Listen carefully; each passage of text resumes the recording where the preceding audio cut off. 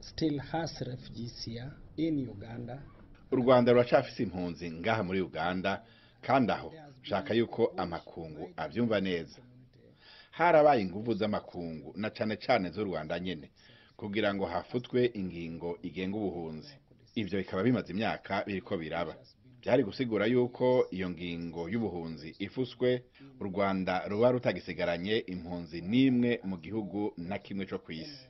Bivuze yuko zari kuba zatashe zose canke izisigaye zikaronka ubwene gihugu bw'ibihugu zirimo. Benefited from naturalization. The reality of the matter is that there are still people, even as we talk, who are running. Ukuri muri uyu mwanya tuvugana nuko nubu hari abantu bariko barahunga u Rwanda nk'impunzi nshasha, tubanje kureka n'impunzi za kera zo mu 1959 canke mu myaka ya 90. Tubandanya kuronka abantu barondera ubuhungiro muri Uganda no mu bindi bice vy'isi kuko batinya ingene ibintu vyifashe mu gihugu iwabo, batinya gutotezwa. Conditions at home, if they are there, they suffer persecution. As we talk now, Rwandese in Uganda. Ubu tuvugana abanyarwanda bahungiye muri Uganda bashika hafi ibihumbi 18. Ibihumbi 18 s'abantu bake. Izo rero ni impunzi nshasha. Ku bantu twakiriye impunzi rero tubona yuko hari inzira zitatu zirama.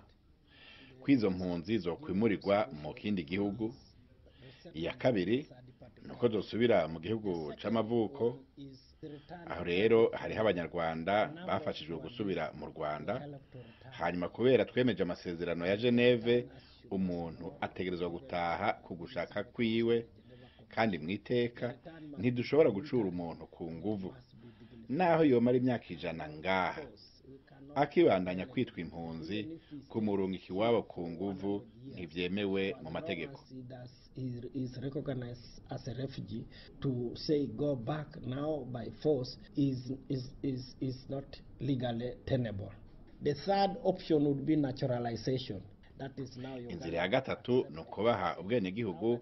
Aho rero Uganda niyo yovuga iti ko babaye ngaha mbere bamwe bavukiye ngaha, reka tubagire abanye-Uganda. Ico kibazo rero kiko kirigwa. Aho rero gifata inzira ndende gica muri leta, hanyuma kikaja mu nama nshingamateka. Be clear, then it must go to cabinet, and then after cabinet it should go to parliament. So none ubu kigeze ku rwego ruhe? We raised it the first presentation in cabinet. Twaragicishije ubwa mbere muri leta, ariko twasabwe kugira ibindi twokongeramwo gukora ubundi bushakashatsi. Gutyo rero leta ico kibazo ikikivana mu mwaka uheze igishira muri uyu mwaka.